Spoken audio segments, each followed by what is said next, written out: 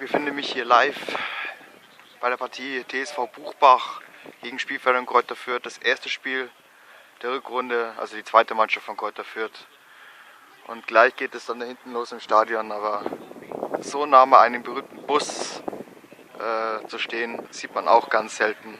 Die Chance muss man dann auch mal nutzen, da ein Video zu machen.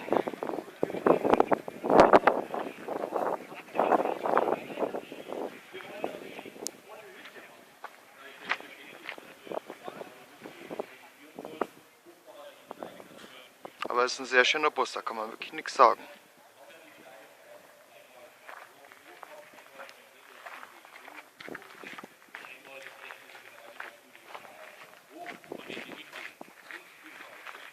So schaut der Bus auf der anderen Seite aus.